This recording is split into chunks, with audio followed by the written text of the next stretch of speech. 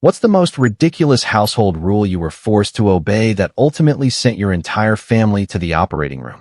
I was just trying to fill 4 glasses of water for dinner, and I heard them shout. Dad said we could have the big energy drinks tonight. I just put the pitcher down. No way, I told them. You've both had soda with every meal this week. Tonight, it's water. But then Mark, my husband, strolled in behind them, cutting me off immediately. Clara, stop being so controlling. I'm the man of this house, and we drink what we want. I tried to explain that our kids, Leo and Maya, needed real water, that all that soda and energy drinks weren't safe for their growing bodies. He just turned to them with this huge, mocking grin. Mommy acts like she's some kind of scientist, always bossing everyone around. But Daddy says you should drink whatever tastes good. Leo and Maya cheered, grabbing cans out of the fridge while I stood there, feeling like the villain in my own kitchen. You're not their buddy, Mark. I reminded him, my voice tight. You're their father. We can't always give them what they want. He shot back. And you're not a doctor. I'm so tired of your nagging. Oh, that has too much sugar. Oh, they haven't had any water today. Just give it a rest, you little hydration dictator. From now on, I'll handle the drinks. I watched them crack open their cans, toasting each other like they'd won some major battle. And in that moment, something inside me snapped. Fine, I thought. If he wants to be in charge of what this family drinks, then he can have all of it. So, I stopped buying water bottles. Stopped filling glasses. Stopped reminding anyone of anything. The first week was like a party for them. Energy drinks with breakfast, soda in their lunch thermoses, another can before bed. Mark would come home from the store, a whole flat of cans slung over his shoulder, holding it up like he'd brought home a trophy. He bragged to his coworkers about how relaxed his house was now that the hydration police had been shut down. They even egged him on, sending him texts like, living the dream, or, I wish my wife let me do that. He'd show me the messages, just to prove his point. But by the second week, I started noticing things. Mark's hands would tremble when he held his coffee in the morning. He'd set the mug down fast, shaking his fingers, pretending they were just stiff from sleeping wrong. The kids struggled, too. Leo started getting these pounding headaches every afternoon, couldn't focus in class. Maya stopped smiling in photos because her front teeth were turning gray and soft. One day, a girl at school asked her, loudly, "Do you even brush?" When I cautiously suggested maybe we go back to water and real meals, Mark just laughed. They're just growing, he said. He bought them bigger thermoses so they could carry even more soda to school. Things only got worse. Mark's heart started fluttering when he climbed the stairs. He'd stop halfway, gripping the railing, pretending he'd forgotten something downstairs. He was up half the night pacing because he couldn't sleep, then chugging 2 cans in the morning just to function. Even our relatives started noticing. At my niece's birthday party, Mark's hand shook so badly refilling his cup that he spilled it everywhere. His brother, David, laughed. "Whoa, buddy, easy on the juice. You're vibrating." Everyone burst out laughing, making jokes about him being wired all the time. While the kids looked mortified, Mark's answer to every dig was the same. Better than being boring and drinking water like a plant. But it wasn't until the school assembly that they truly started to realize how bad things had gotten. Leo was standing on the risers with his class during a performance when he suddenly swayed, went pale, and fainted, collapsing forward into the kid in front of him. The whole gym gasped. 2 teachers carried him out while hundreds of kids watched. That night, both of my children came into my room. Quietly, they asked if I could sneak them some water and pack them a real lunch without their father knowing. And I did. I started filling water bottles in secret, hiding fruit in their bags, taking them to the park to move their bodies. But on Mark's birthday, everything came crashing down at once. That Saturday, he took us to a sports bar that was running a promotion. He signed up for a gallon energy drink chug challenge. "I'm going to show these people what a real man can put away," he announced. Leo and Maya looked sick with worry. I watched him at the counter, halfway through, his face bright red, sweat rolling down his neck, his leg bouncing under the stool. A crowd had gathered, chanting his name. I finally grabbed his arm. "Mark, please stop. This is going to hurt you. Stop trying to control me," he slurred between gulps. Leo tugged on his sleeve. "Dad, please. You fainted on the stairs last week, too. Please stop." But Mark shoved the can back to his lips and glared at his own son. "Don't be a weak little quitter like your mother." Maya started crying. "Daddy, your face is scary. Please stop." Can all of you just be quiet and let me do what I want, he shouted. I'm the man of this family. He kept drinking, just to prove his point. Then his eyes went wide. His hand flew to his chest. The can slipped out of his fingers and hit the counter with a hollow clatter that made the whole bar go silent. He looked at his kids with pure terror before collapsing sideways off the stool and hitting the floor. Maya screamed. Leo froze completely. The crowd scattered in a panic, calling 911.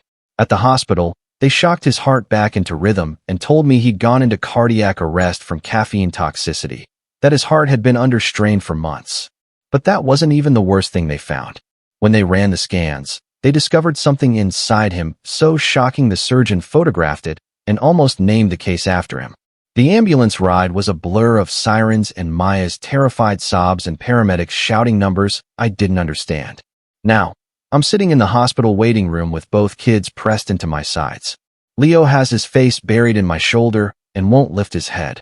Maya keeps asking if Daddy is going to die, and I keep telling her no, even though I have no idea if it's true.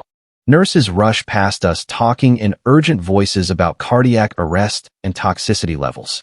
A woman at the desk keeps glancing over with a sad look on her face. The bright lights make everything feel too sharp and too real. My hands won't stop shaking. A doctor in blue scrubs walks toward us. I stand up so fast the kids nearly tumble off the chairs. She introduces herself, but I don't catch it. My ears are ringing.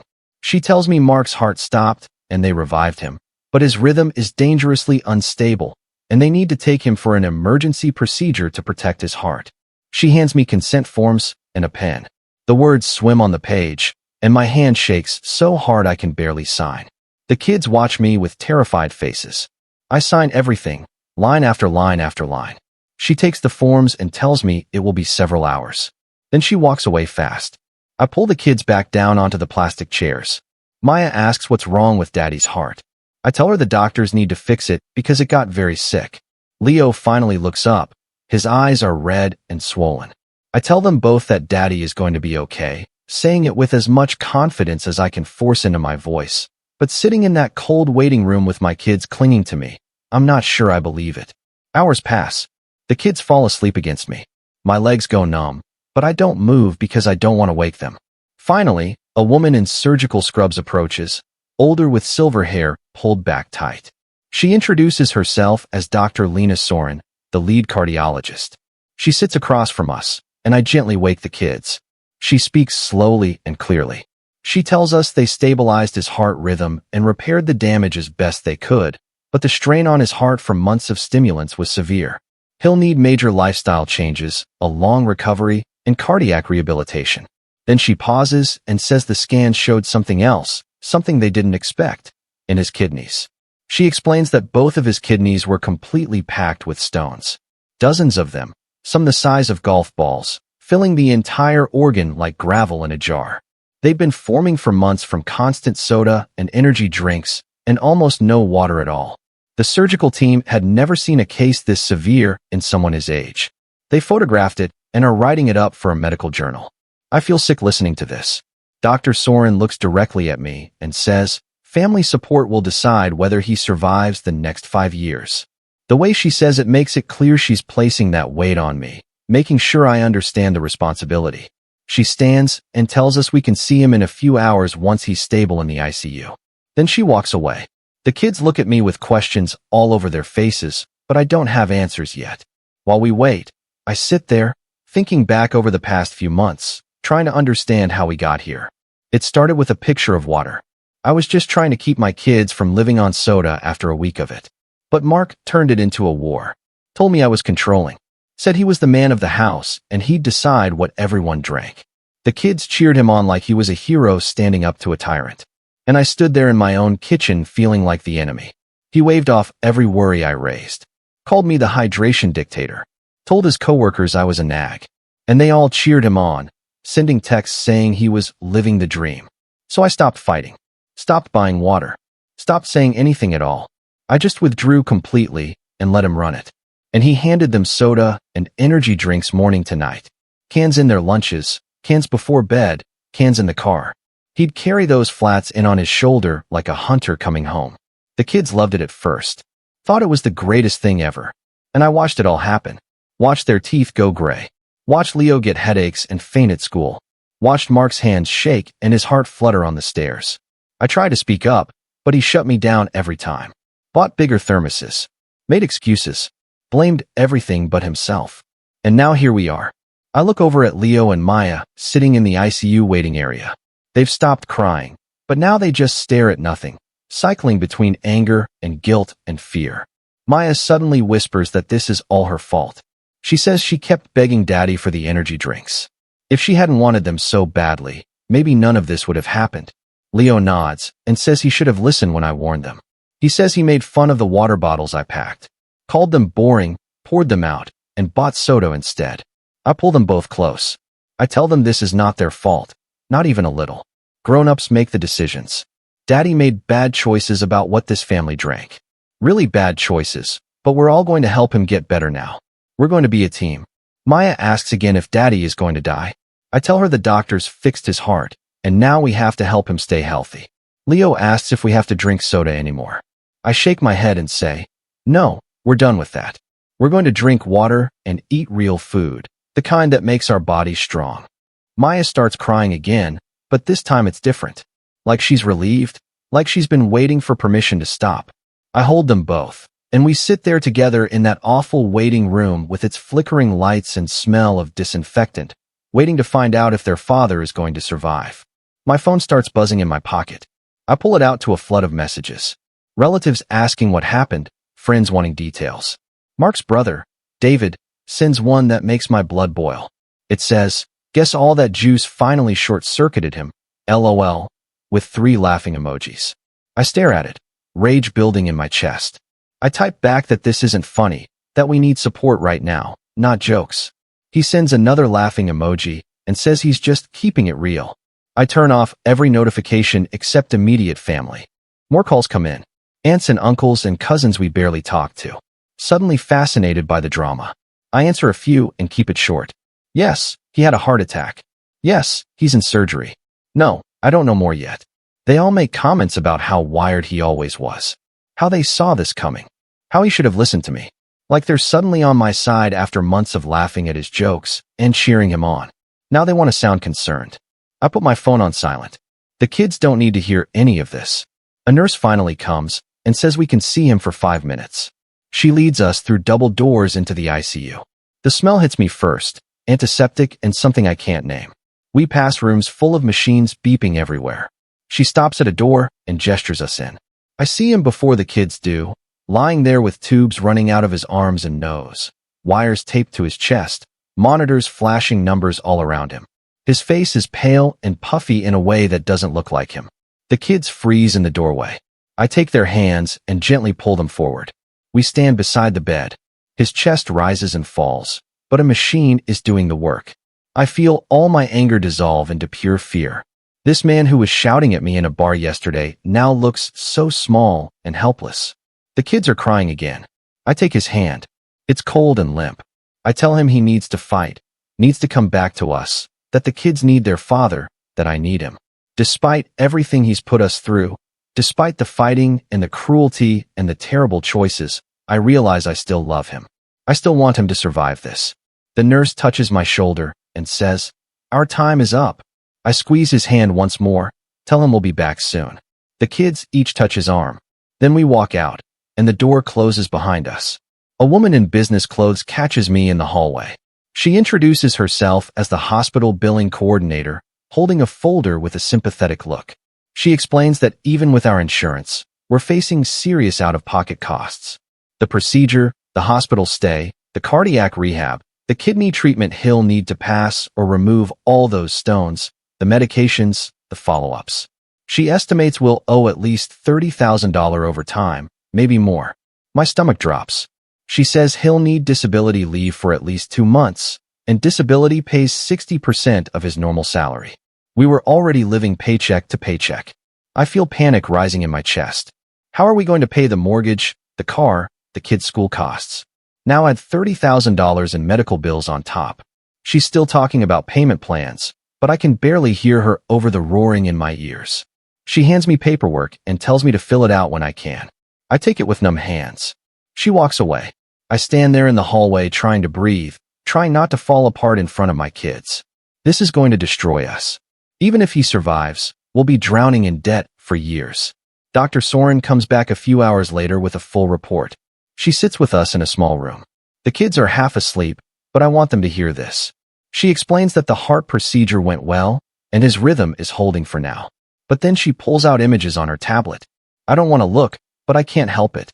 His kidneys are lit up, solid white with stones packed edge to edge. She explains it happened because he was flooding his body with sugar and caffeine and giving it almost no water to flush anything out month after month. The stones just kept growing. She says the surgical team was stunned, that this is the kind of case they teach students about. She swipes to another angle, and I feel my stomach turn. That was happening inside him while he did that challenge, while he mocked every warning. She puts the tablet away and looks at me seriously. She says, "This is a warning we cannot ignore." His body was drowning and starving at the same time. This has to change, or he won't survive another year. Then she asks if she can speak to the kids alone for a few minutes. I sit in the corner while she brings out a plastic model of a kidney and a heart. She shows Leo and Maya how the body uses water to clean itself, how the heart needs rest, how too much sugar and caffeine can poison it slowly. She points to where their dad's stones were and where his heart was strained. Maya asks in a tiny voice if they're going to get sick, too.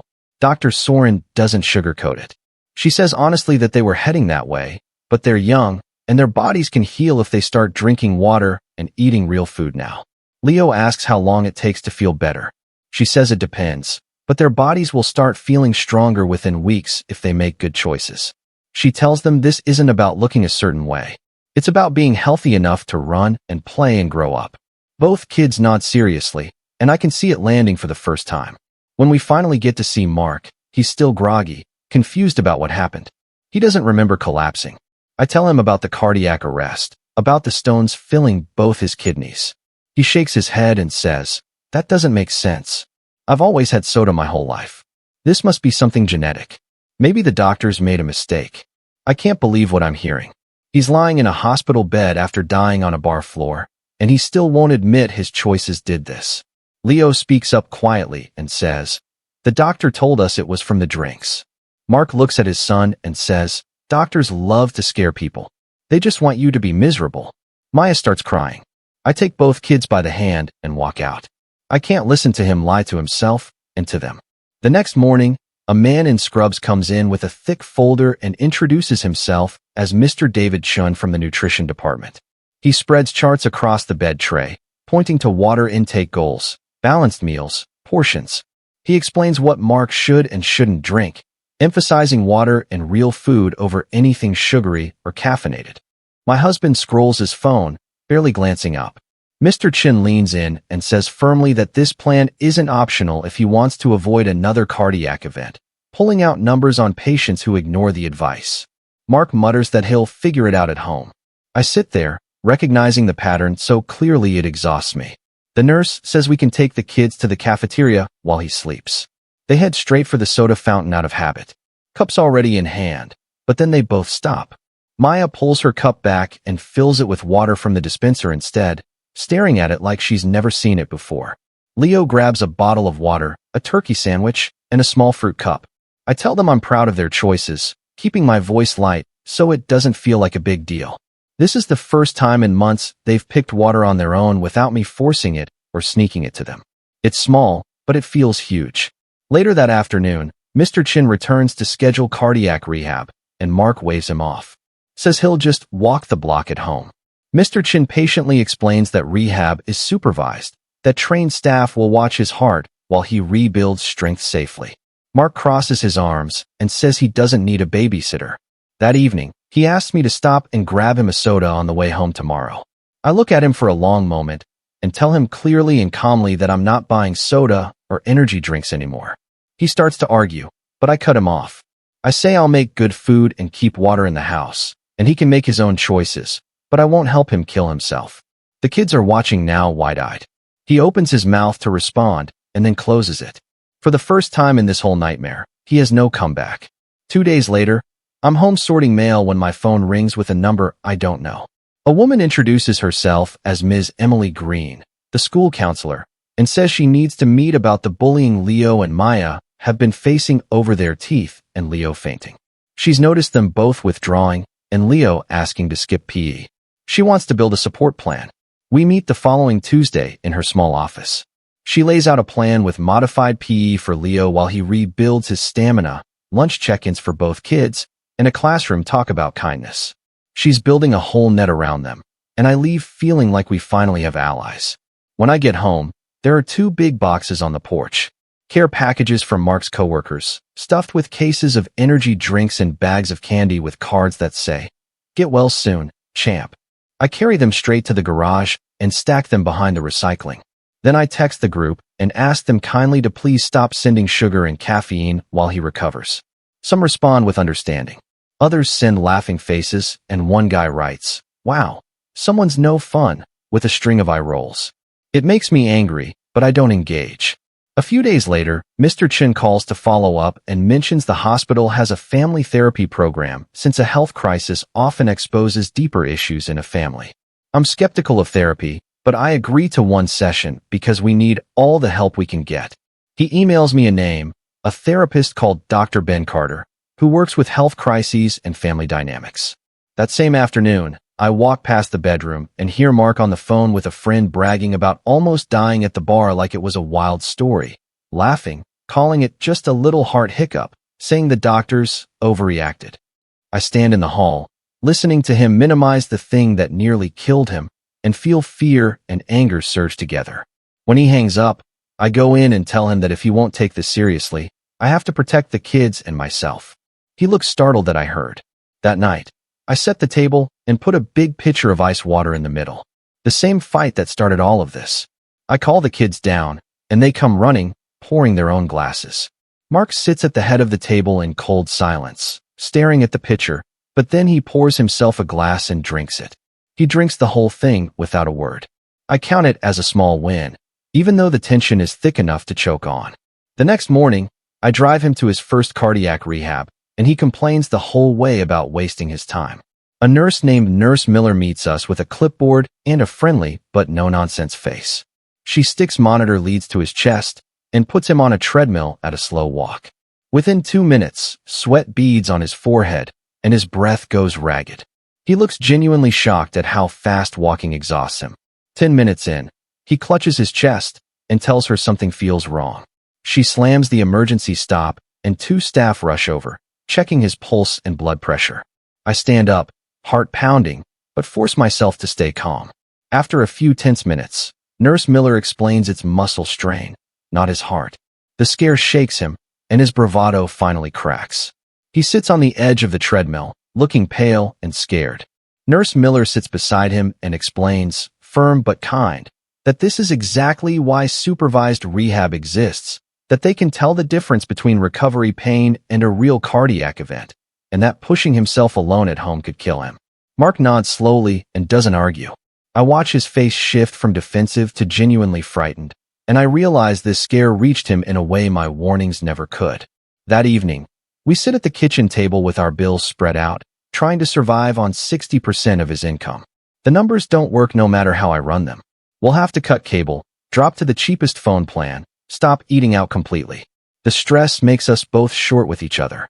Then I bring up his motorcycle sitting in the garage, the one he saved 2 years for. He gets defensive instantly, says it's the one thing he has for himself. I tell him gently that keeping the house and feeding our kids matters more right now. He sits in angry silence for a long minute, then finally agrees it has to go. His voice sounds defeated, and I know it hurts because that bike was how he unwound, but he admits out loud that his family matters more than his hobby. We spend the next 2 days photographing it and posting it. By the end of the week, we've sold it for enough to cover 2 months of payments. The relief is physical, like I can finally breathe. The next day, I take the kids grocery shopping and turn it into a lesson on reading labels. We stand in the drink aisle, and I show them the sugar and caffeine on the back of a can.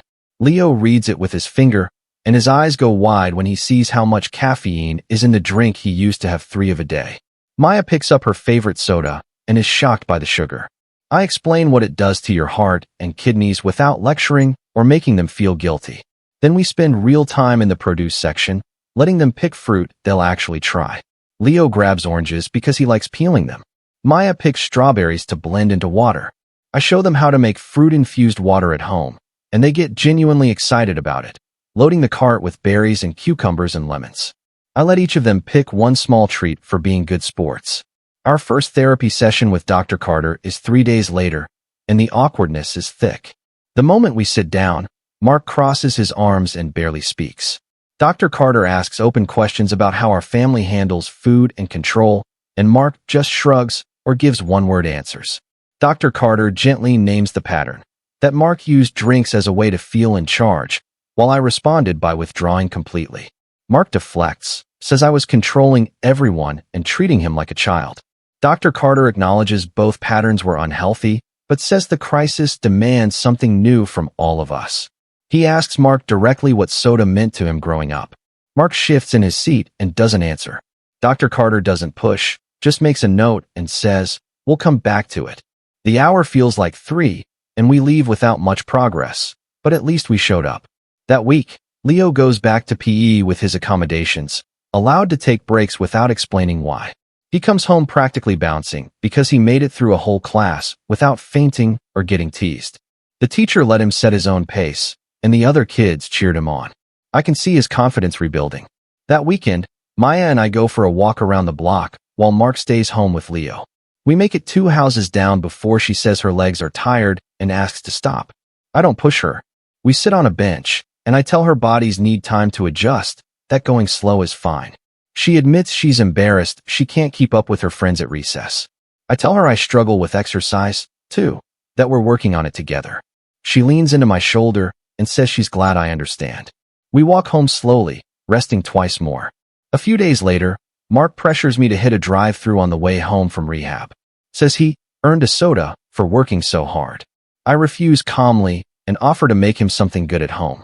He sulks the whole ride and goes straight to the bedroom. 20 minutes later, I hear him on the phone in a low voice. An hour after that, a delivery driver knocks with a bag of fast food and a giant energy drink. He drinks it in the living room in front of the TV. I don't say anything. Within the hour, his heart starts racing and fluttering, and he's pacing the hallway with his hand on his chest, scared, sweating, checking his pulse. The kids see all of it. Maya starts crying that she doesn't want Daddy to die. Leo just watches with something like disgust instead of worry. I sit with them while Mark suffers the consequence of his own choice. Later, after they're asleep, I go out to my car in the driveway, lock the doors, and finally let myself cry. I'm furious that he ordered that drink after everything. I'm terrified he's going to die and leave me alone with 2 kids who watch their father collapse. I'm exhausted from being the only adult, but falling apart won't help anyone. I wipe my face, breathe, and tell myself I have to keep going for the kids. 3 days later, we see Dr. Soren for a follow-up. She reviews his labs and scans, then spreads the images on the table and looks him dead in the eye. If you go back to how you were drinking, you'll be dead within 5 years, maybe sooner. This procedure bought you time. It didn't cure you. Your heart is damaged, and your kidneys are barely recovering. Do you want to see your kids grow up? Do you want to walk your daughter down the aisle? Because what you drink from here on out decides that. Mark sits there pale and silent, his mouth opening with no words. She hands him a card for a support group and tells him to think hard about what matters. We leave in silence. That weekend, his brother David shows up unannounced with a 6-pack, immediately making jokes. He sees the pitcher of fruit water on the counter and laughs. "What is this, a spa? You drinking flower water now?" He pulls out his phone and shows Mark a photo from the hospital. "Remember this? You flopping off that stool?" Classic. Mark looks uncomfortable, but says nothing. His brother keeps going. "They really got you on the water diet, huh? Rough life." I put down my knife and turn to face him. "David, those jokes aren't helping. If you can't support him, you can leave." His brother stops laughing, stunned. Mark's eyes go wide. There's a long, heavy silence. Then David mumbles an apology and changes the subject. The rest of the visit is tense, but he stops making fun of us. On Monday, Ms. Green calls to check in. She says both kids are handling the comments better now. Leo found a group of friends who don't care what he drinks, and Maya has been working with the counselor on brushing off mean remarks. The teasing hasn't fully stopped, but they have tools now, and they're using them. I thank her, grateful in a way I didn't expect. On Wednesday, we have our second session with Dr. Carter. He asks Mark again about soda growing up. Mark is quiet for a long time. Then he starts talking about being poor as a kid, about the water in his neighborhood running brown from the tap, about how his mom bought cases of cheap soda because it was safer and sweeter than what came out of the faucet. He says soda was the only thing that ever felt like a treat, the only thing that made him feel like the other kids. He promised himself that when he had his own family, they'd never go without. They'd always have the good stuff, as much as they wanted. Dr. Carter listens carefully, then helps him see how he confused giving them endless soda with giving them love. How he thought handing his kids whatever they craved made him a good father. Mark's voice cracks talking about wanting to give them everything he never had. I feel my anger start to soften into something else. Then Dr. Carter turns to me gently and says my approach before all this sometimes came across as judging instead of helping. I bristle at first, then think about it. I admit I lectured instead of including everyone, that my tone probably made him feel attacked, like I was calling him a bad dad. Dr. Carter talks about reframing this as caring for each other instead of rules and control. I agree to try. It's hard to admit I got things wrong, too, but he's right. That evening, we sit down as a family with paper and markers, and everyone helps write our new agreements. The kids are thrilled to have a say. We write the non-negotiables: water with every meal, no energy drinks at all. But we add flexibility, too. One soda as a weekend treat, movie nights with popcorn. Maya draws her favorite fruits for the water. Leo makes a chart of the week. Mark looks skeptical, but agrees to try it for 1 month. Everyone signs, and we tape it to the fridge. A few days later, Maya comes into the kitchen holding a plastic bag, confused and hurt. She asks if Daddy is lying about getting better. Inside are energy drink cans hidden behind the tools in the garage. My first instinct is to storm into the living room and scream at him, but I take a breath and remember what Dr. Carter said. I tell Maya to keep the bag, that we'll talk about it together at dinner. That evening, I call a family meeting. Maya sets the bag in the middle of the table. Mark's face turns red. Leo looks at him and says quietly that he's scared, that he doesn't want his dad to die, that he needs him to try harder. Mark starts to say something defensive, mouth open, ready with an excuse, but then he stops himself. He closes his mouth and just sits there. The silence stretches on forever. Then he apologizes. His voice is shaky and slow. He admits he's fighting cravings all day, that he feels like a failure, that he hid the cans because he was ashamed. It's the first time since the hospital that he's been completely honest with us. Maya starts crying, and I take her hand. Mark looks at both kids and promises to do better. It isn't perfect, but it's real. A week later, Mr. Chun invites him to a group class for cardiac patients. He doesn't want to go, but I convince him. The class is in a conference room with about 15 people in a circle sharing their stories. A man about Mark's age talks about his second cardiac event 2 years after the first, about missing his daughter's graduation because he was in a hospital bed. His voice breaks, describing seeing the photos later, knowing he wasn't there. He says he thought he had more time. Thought he could cheat it, but the body doesn't care about excuses. I watch Mark's face while the man speaks. He's actually listening. His usual defensiveness gone. On the drive home, he's quiet. Then he starts asking me real questions about the water goals and the meals. How to make it all taste good. Not arguments, just questions. I answer carefully, and we talk the whole way home. Over the next 2 weeks, he builds a routine that actually holds. He sets alarms for his medications and takes them on time. He goes to rehab 3 days a week without missing. After dinner, we all put on our shoes and walk the neighborhood together. Some nights only 2 blocks before he's tired, but he does it. There are slip-ups, nights he's too tired or reaches for something he shouldn't. But instead of fighting, we write it in a notebook on the counter and figure out the fix the next day.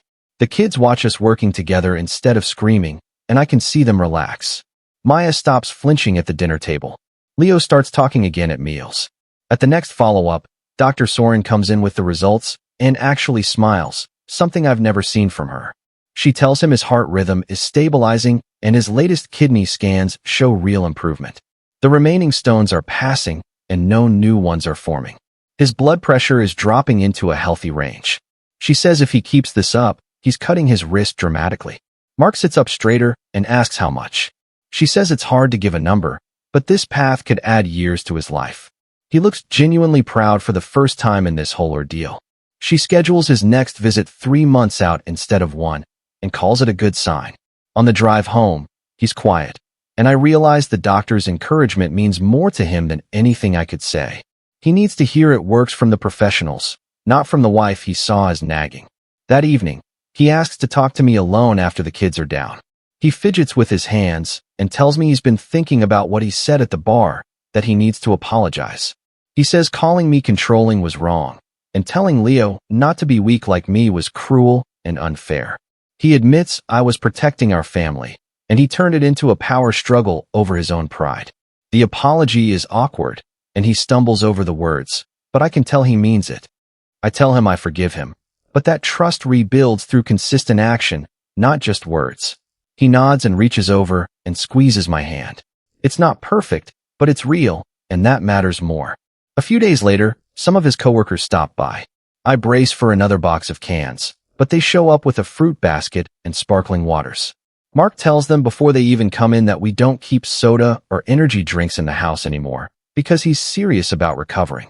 They look surprised, but respect it, coming in and asking real questions about rehab. One mentions his own dad had a heart attack last year and asks what the exercises are like. Mark talks honestly about how scared he was. No jokes, no deflection. I watch from the kitchen as he sits forward, engaged, almost proud of the work he's doing. After they leave, he looks at me and says, "That felt better than pretending everything was fine." A holiday dinner comes around, and we host the family, including David, who made all those jokes. Mark fills his plate with reasonable portions and pours himself a glass of water. And I see his brother watching, opening his mouth for another crack. Before I can say anything, Mark cuts him off, firm and calm. He tells his brother the jokes about his health aren't funny anymore, that he'd appreciate support instead. The room goes quiet. His brother looks shocked, then mumbles an apology. Leo reaches over and squeezes his dad's hand under the table, and Maya beams at him. I feel something shift, like we're finally on the same team. The next Saturday is beautiful, so we head to the park. The kids run ahead while Mark and I find a bench. Leo goes straight to the track and starts jogging, and I hold my breath watching. He makes it all the way around without stopping and comes back grinning, barely winded. Maya climbs all over the playground without checking if anyone's staring, just being a kid. Mark reaches for my hand on the bench, and we sit there watching them, and I feel something like hope for the first time in months. That night, after everyone's asleep, Mark gets up. I check the clock, and it's past midnight. My phone rings.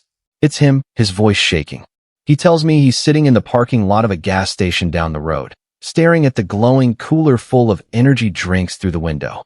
The craving hit him hard, and he drove there before he even thought about it. I take a breath and talk him through it.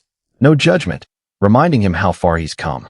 Asking if a few minutes of that taste is worth his heart, his kidneys, watching his kids grow up. He goes quiet on the line for a long moment. Then he says he's turning the car around.